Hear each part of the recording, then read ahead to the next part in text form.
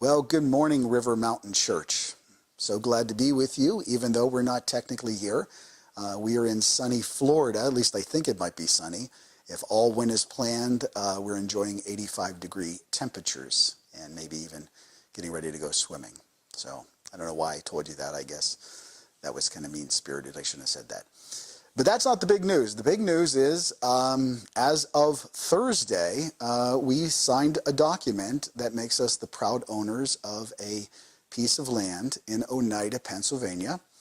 The 3 acres, actually 3.6 acres, is now technically in our possession, the promised land. And to be honest with you, I always felt excited about the fact that we were going to be on Chapel Road, and we changed the name to River Mountain Chapel, which, by the way, is an actual very biblical concept, because a church location or a church building is a chapel.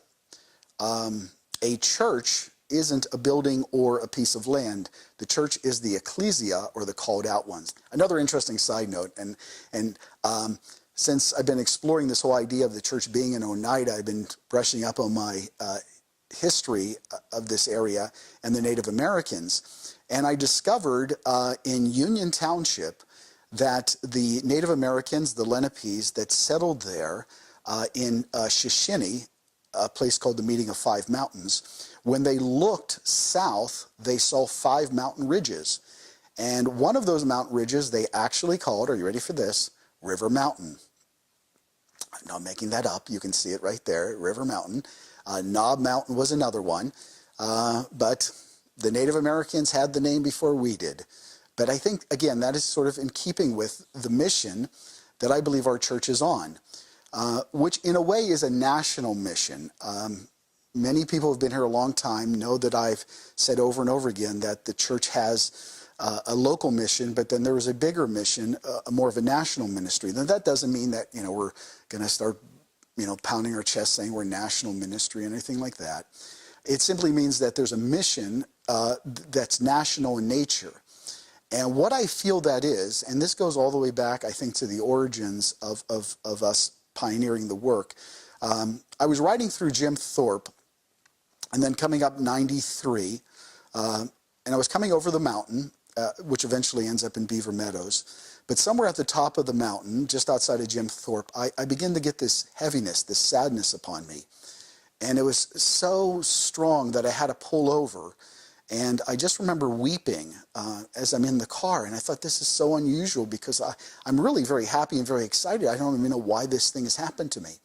And so I began to ask the Lord and do a little research into this. And I found out that right outside of Jim Thorpe is where the walking purchase came to an end.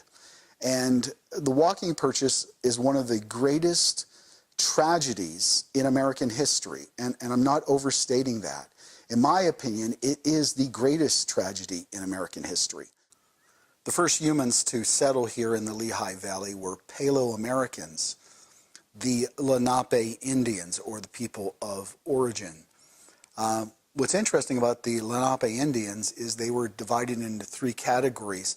And in the northernmost part of the region, they were called Minsi, or the word actually translates people of the Stony Country.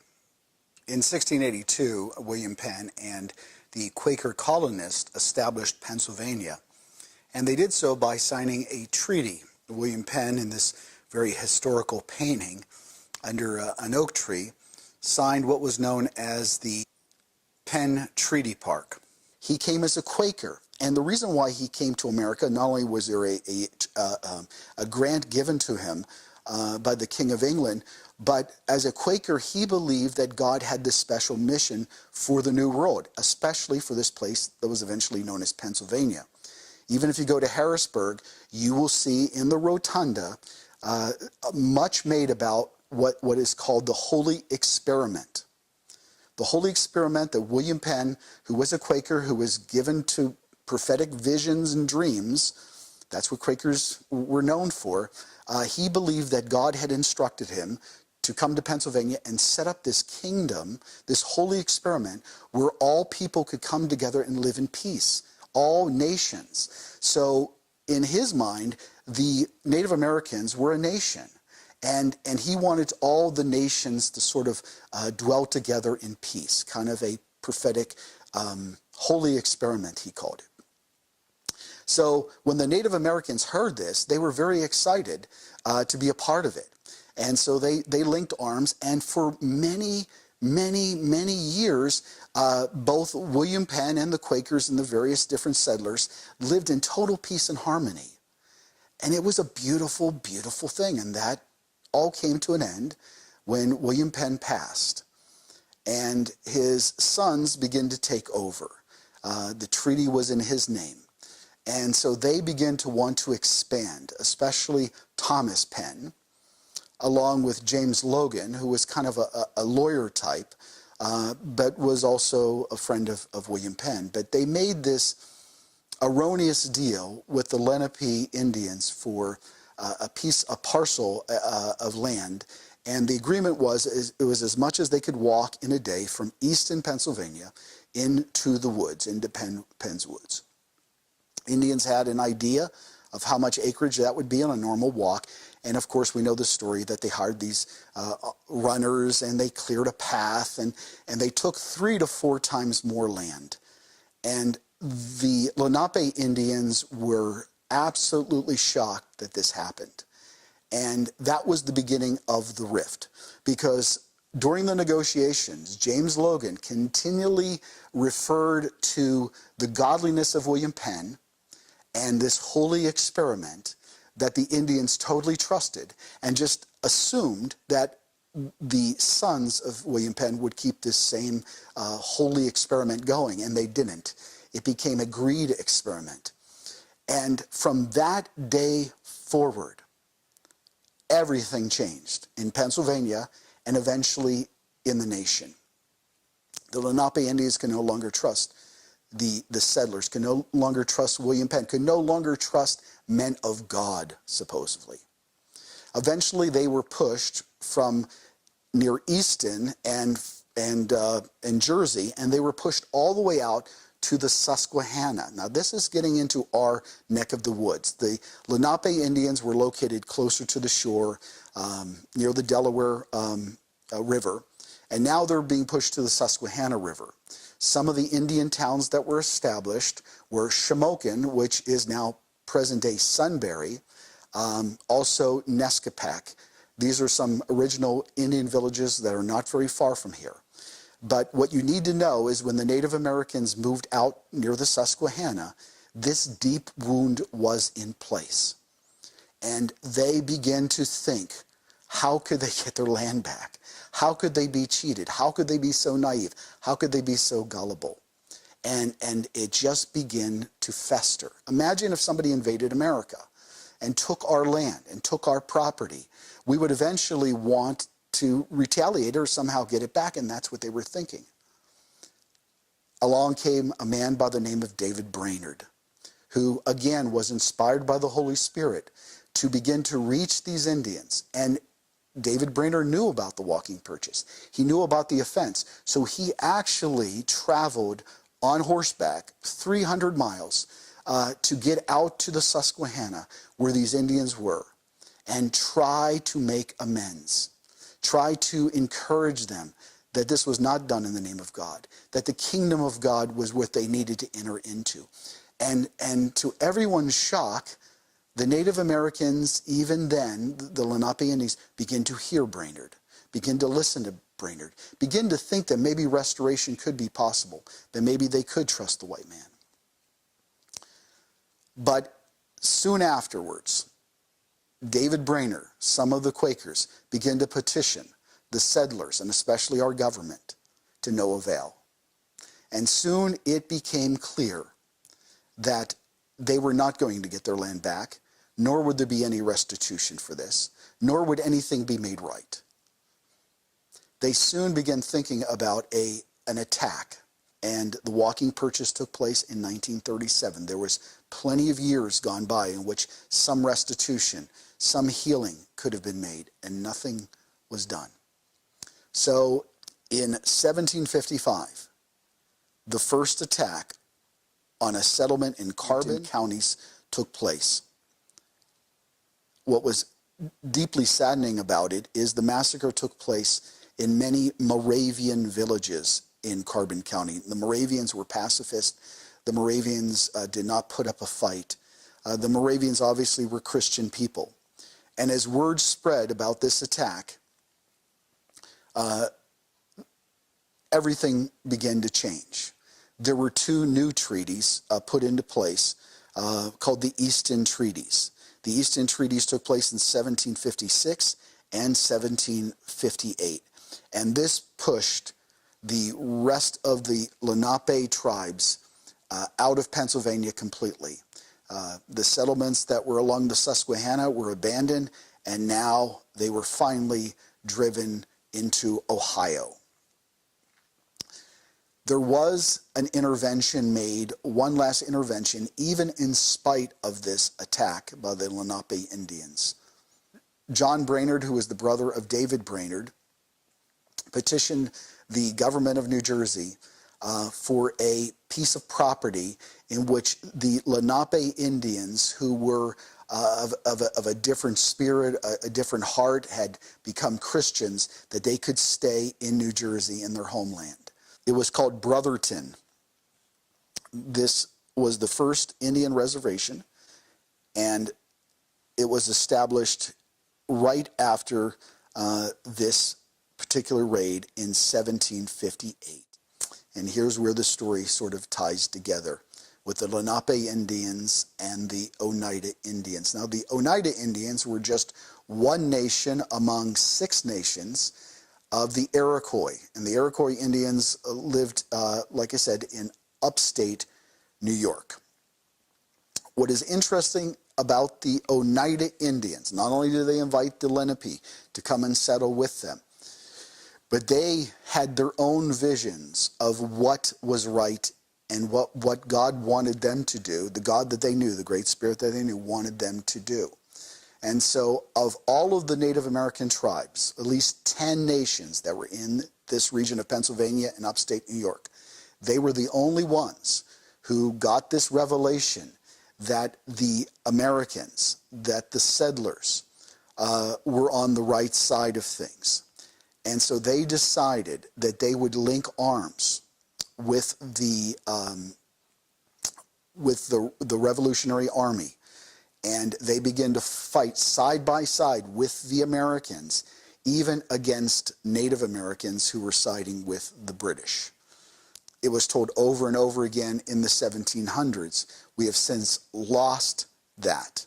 One thing in particular that they did to help the Americans when the Revolutionary War took place at Valley Forge. We all remember images of George Washington at Valley Forge going out privately and kneeling and praying to God. And one of the things that George Washington did, I cannot be sure that it came out of his prayer time, but he began to reach out to the Oneida Indians, the Indians who had fought for the Americans in battles in New York State. And when word reached the Oneida Indians that George Washington was in need of their help, they traveled from upstate New York through Pennsylvania all the way down to Valley Forge. They also brought, I think, 300 bushels of corn to feed the army. And there was one woman, so Polly Cooper was this amazing woman who came down with the Oneida Indians, sort of this godly woman, and she was very instrumental in teaching and instructing. As a matter of fact, they have resurrected a plaque and a statue of her in many places where the American Revolutionary War is honored. In the spring of 2017, for the first time, Philadelphia opened up a brand new museum. You can go there if you like. I haven't been there yet, but I want to go, and it's the Museum of the Revolutionary War. And what they did is again, in trying to make some of these wrongs right, went back and studied the history of the Revolutionary War. And they singled out the Oneida Indians. As a matter of fact, they made a documentary about the Oneida Indians that I wanted to show you, but probably can't. I wasn't able to copyright that to be able to show it to you. Now, what I find fascinating about being in this area is studying what has gone on before us. And if you go to the website of the city of Hazleton, you will see the history of this land, how Moravians came here. And so they named this place Hazel Swamp, and then eventually, and by the way, swamp was just an open, fertile area. It wasn't a swampland. There's mention of the warrior path was the way that they got to this location. So I began to study the warrior path because it's a main artery. And what I found out is most likely they did not come to this area along the warrior path. I went back and pulled out some very ancient maps of this area and some of the Indian trails. And I also did some research from some other historians who have written very specific books about Pennsylvania and the Native Americans. And what I found out is that there was a path called the Nescapec Path. And this path was put into place by the Native American Indians to reach from Easton, Pennsylvania, down to Bethlehem, and then from Bethlehem all the way up to Nescapec, which is right across the Susquehanna River from Berwick today. If you go to Nescapec, you drive along 93 to get there. But that was the path that the Native Americans used to get into this area. And as you can see, it's not very far from where we are presently located. As a matter of fact, you see this little line here that stretches from the Catawisic Creek on down to about 80. And this is actually a waterway. Now, it looks like a pretty major waterway, and maybe it was at the time, but it isn't today. But as you can see, it is very close to what became the village of Oneida. And I've asked myself, why do these people call this place Oneida after the Indians of the Standing Stone? And there are two main reasons, I think. The Oneida Indians were up in upstate New York, but the Lenape Indians that were here in this area were also referred to as people of the stationary stone or people of the rock. And so it's very possible that the settlers wanted to use this name for the Lenape or maybe also the Oneida Indians, but the word meant people of the stone. But I think the main reason, and if you go to our property you will see this, that the standing stone on this property is very, very unique. We lived in this area about 12 years, and we've walked a lot of the rocky areas, and there is a lot of rock, but there's very few rock formations that are quite this pronounced. So my thought is that this piece of property, which is on the far south border of Oneida and would have been the entranceway into Oneida, the first street that was built by the settlers was actually 2nd Avenue, not 1st Avenue, but 2nd Avenue in Oneida.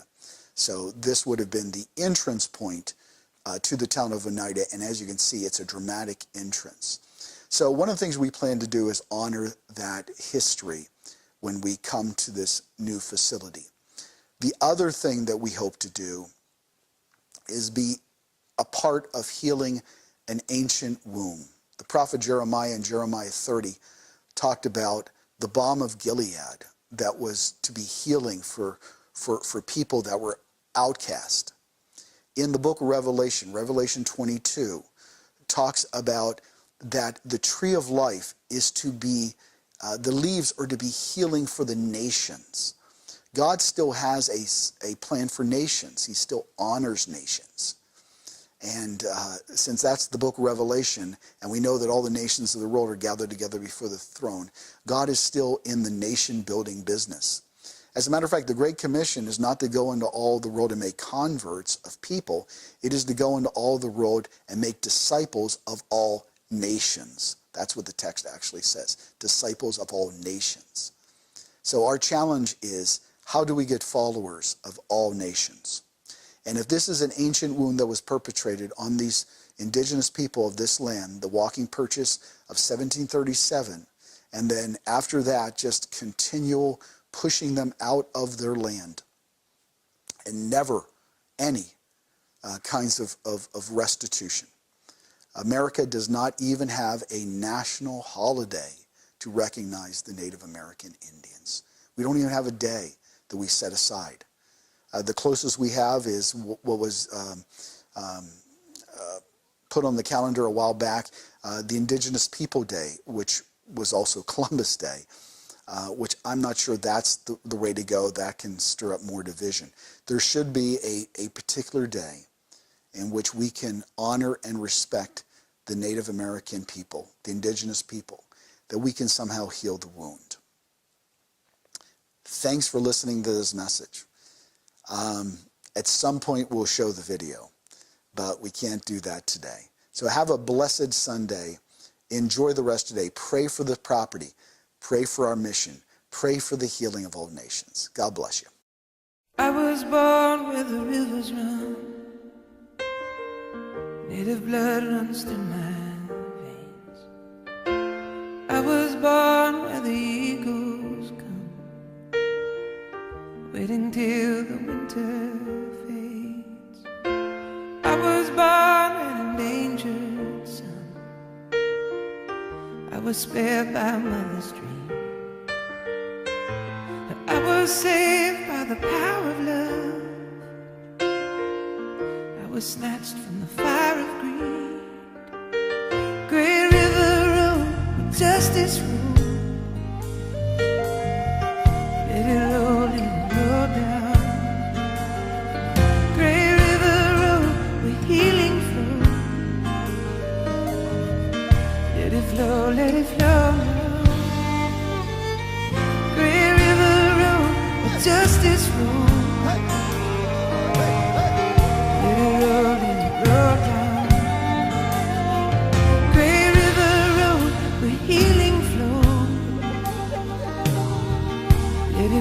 Let it flow now. Let it flow now. I was born to an orphan son. I was seed from a broken life. I was just like the other ones, waiting on the other side. Freedom won. Mother sent me down the stream. I was saved by the power of love. I was snatched from the fire of greed. Great river road with justice road. Let it roll down.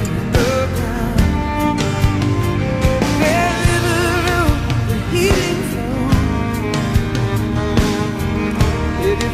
Let it flow now. Red river road with justice road. Let it roll down.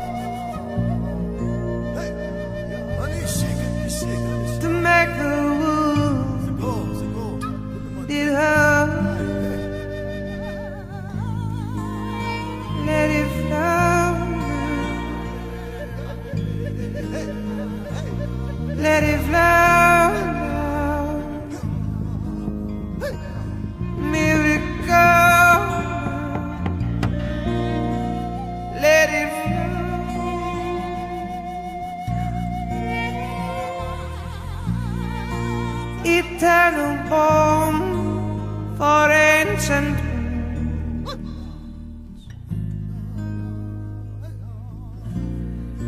eternal balm for ancient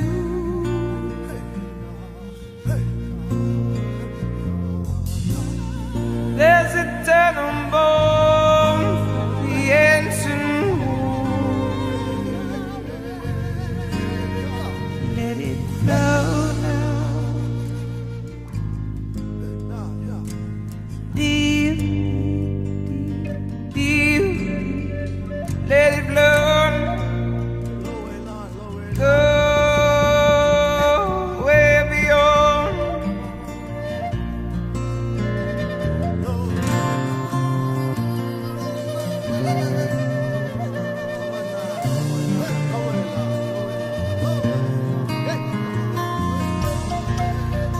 what we even know about.